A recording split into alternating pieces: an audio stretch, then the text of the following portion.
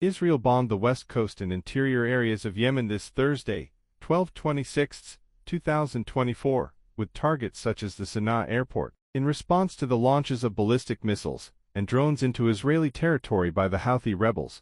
The forces announced armed. Israeli aviation launched an intelligence-based attack against infrastructure used by the Houthis at the Sana'a airport, the Hezias and Ras Kanatib power plants, and other positions in the ports of Hodeidah, Salif and Ras Kanatib, on the west coast, according to a military statement. Following the approval of the action plans by the Chief of the General Staff, the Minister of Defense and the Prime Minister, the fighter planes of the Air Force carried out attacks based on intelligence against military objectives of the Houthi terrorist regime. The army announced about an hour after the first reports of the attack occurred. Israel claims that these targets were used by the Houthis to smuggle Iranian weapons into the region, as well as a gateway for senior officials of the Iranian regime. This is one more example of the Houthis' exploitation of civilian infrastructure for military objectives, added the army, which speaks out in similar terms when its attacks in Gaza or Lebanon occur against places where attacks could occur civilian victims. They denounce Iranian support. The army accused the Yemeni armed group of relying on Iranian financing